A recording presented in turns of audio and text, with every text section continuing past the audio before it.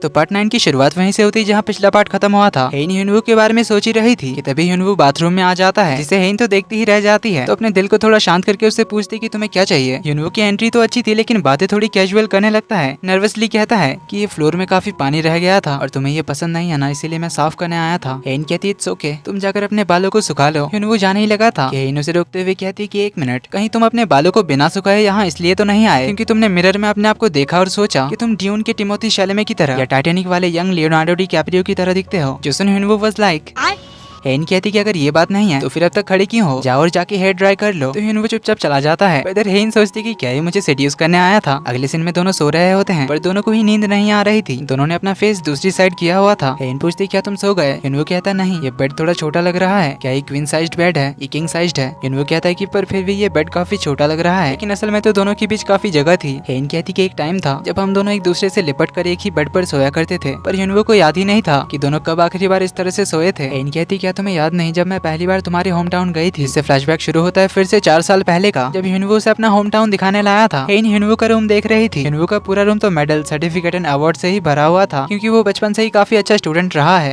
ह्यूनवू आता है, काफी देर से उसे कुछ कहने की कोशिश करता है पर काफी हिचकिचाने के बाद वो कह ही देता है कि रात को यहीं रुक जाओ। जो सुन हेन थोड़ी सरप्राइज्ड होती है। ह्यूनवू कहता है कि काफी देर हो गई है। हेन भी घड़ी देखकर कहती कि रात के 9 बज गए, काफी रात तो हो गई है, इतनी रात को कार चलाना डेंजरस हो सकता है। हेन कहती हाँ ये तो सही है। ह्यूनवू कहता है कि फिर तुम इस रूम में सो जाओ, मैं सामने के रूम में हूँ, अगर तुम्हें कुछ भी चाहिए तो मुझे बुला लेना। ह्यूनवू का जाने का मन तो नहीं था जो हेन भी समझ जाती है। तो ह्यूनवू से गुड नाइट कहकर धीरे धीरे से बाहर चला जाता है। हेन तो उसके बारे में सोचकर स्माइल कर रही थी। अब ह्यूनवू उसके रूम के बाहर था और उसका मन बिल्कुल नहीं लग रहा था। तभी चांद को देखकर उसे आइडिया आता है तो वो उस रूम की खिड़की नॉक करता है जिसमें हेन थी और वहीं खिड़की के नीचे ही छुप जाता है। हेन खिड़की खोलती है तो वो सामने आ जाता है और कहता है कि आज चांद कितना ब्यूटीफुल है ना, तो हम दोनों साथ बैठकर चांद को देख सकते हैं। हेन तुरंत जवाब देती है कि ठीक है फिर आ जाओ। ह्यूनवू तो ये सुनते ही दौड़कर रूम के अंदर चला आता है। इससे हेन तो ब्लश करती है। इसी तरह दोनों साथ खिड़की के सामने बैठकर चांद को देखते हैं और वहीं साथ में सो गए थे। कमिंग बैक टू प्रेजेंट, ह्यूनवू पूछता है कि हम दोनों सिंगल बेड पर कैसे सो गए थे। हेन बताती है कि हम दोनों एक दूसरे से लिपट कर सो गए थे। ये सुन ह्यूनवू थोड़ा हैरान सा रह जाता है और पूछता है कि क्या सच में हमने ऐसा किया था। हेन पूछते अगर बेड छोटा होता तो क्या तुम ऐसे लिपट कर सोते। ये सुन ह्यूनवू तो और नर्वस होते हुए कहता है कि हमारे बेड पर तो बहुत जगह है, मैं ऐसे ही ठीक हूँ। लेकिन हेन तो उसकी ओर फेस करके पूछती है फिर भी क्या तुम वैसे ही लिपट कर सोना चाहोगे। जो सुन ह्यूनवू तो एकदम शॉकिंगली उसकी ओर देखने लगता है। हेन समझ रही थी कि ह्यूनवू डर रहा है, उसे कहती है कि मैं बस मजाक कर रही थी इसलिए डरो मत। यानी हेन भी जानती थी कि ह्यूनवू उससे डरने लगा है। तो दोनों दूसरी ओर फेस करके सोने की कोशिश करते हैं। अब अगली सुबह वो केयरटेकर अपना डॉग लेने वापस आता है। वो युनसोंग को 100 मिलियन वॉन का चेक लौटाते हुए सॉरी कहते हैं कि हमने जल्दबाजी में फैसला कर लिया, डॉग हमारी फैमिली की तरह है इसीलिए हम इसे दूर नहीं भेज सकते। युनसोंग चेक तो ले लेता है पर डॉग की ओर गन तान देता कहता है कि अगर तुम्हें इतना ही बुरा लग रहा है अपने डॉग को बेचने के लिए, क्यों ना मैं इसे मार देता हूँ। ये बोलकर वो गोली चलाने ही जा रहा था पर ह्यूनवू आकर उसे रोक लेता है और केयरटेकर को उसका डॉग दे देता है। युनसोंग पूछता है कि आखिर तुमने मुझे रोका क्यों। ह्यूनवू कहता है कि उन्होंने बताया ना कि ये डॉग उनकी फैमिली का हिस्सा है। इस पर युनसोंग कहता है कि अगर ये कोई स्ट्रे डॉग या कोई लावारिस कुत्ता होता फिर तो मैं इसे मार सकता था ना। ये बोलकर वो एक अजीब सी स्माइल देते हुए चला जाता है। इधर ग्रैंडपा एंड बाकी सब सीसीटीवी फुटेज चेक कर रहे थे। सभी को एक अननोन बंदा दिखा देता है। ग्रैंडपा उन्हें पहचान जाते हैं कि ये उनका बड़ा बेटा बॉम्सियोक है। तो ग्रैंडपा उन्हें बॉम्सियोक के बारे में पता करने के लिए कहते हैं और सभी को शहर वापस चलने के लिए कहते हैं। इधर उस केयरटेकर ने युनसोंग की बात सुनी थी जिससे उन्हें याद आता है कि लगभग 20 साल पहले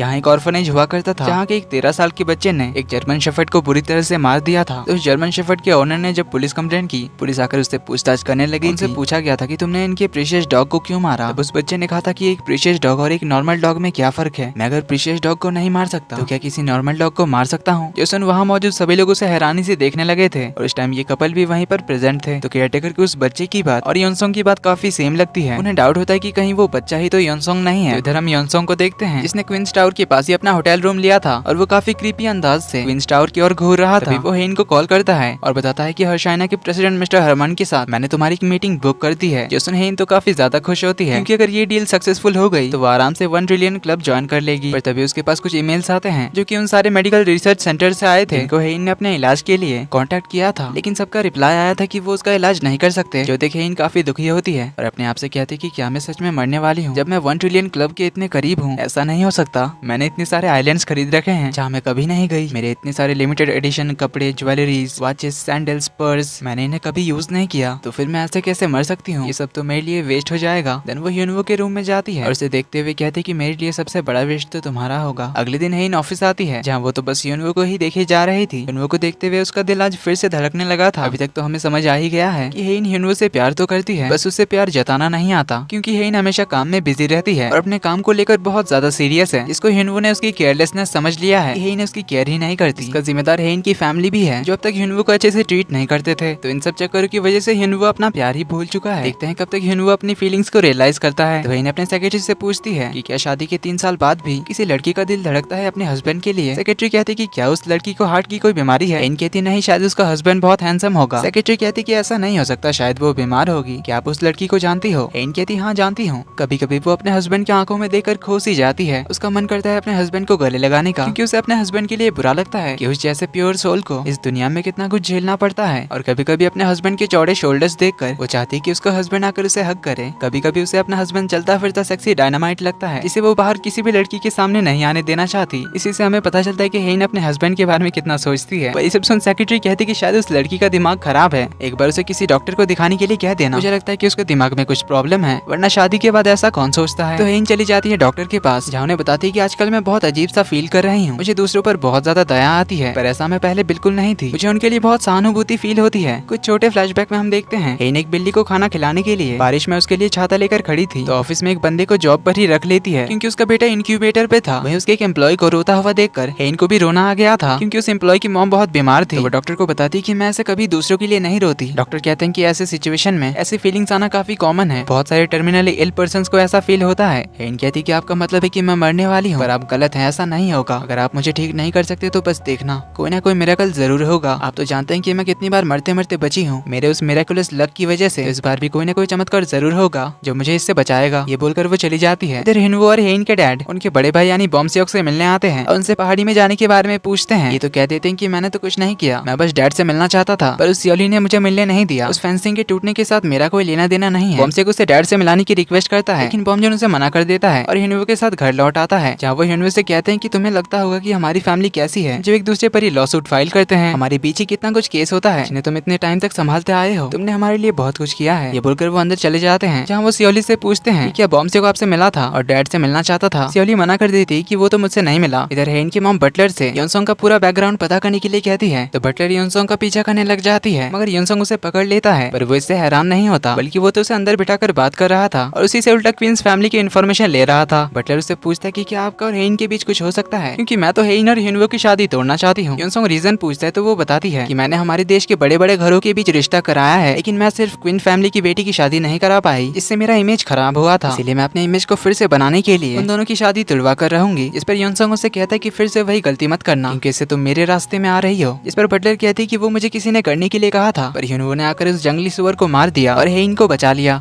मैंने ये सोचा नहीं था कि ह्यूनवू इतना माहिर निकलेगा। अब ये बटलर किसके कहने पर काम कर रही है और योनसोंग किस इरादे से क्वींस फैमिली में आया है, तो हमें आगे ही पता चलेगा। इसी के साथ पार्ट 9 का एंड यहीं पर होता है। वीडियो पसंद आई तो वीडियो को लाइक कर देना, चैनल पर पहली बार आए तो do subscribe and hit the bell icon. जल्दी ही मिलते हैं अगले पार्ट में, तब तक के लिए take care and bye bye.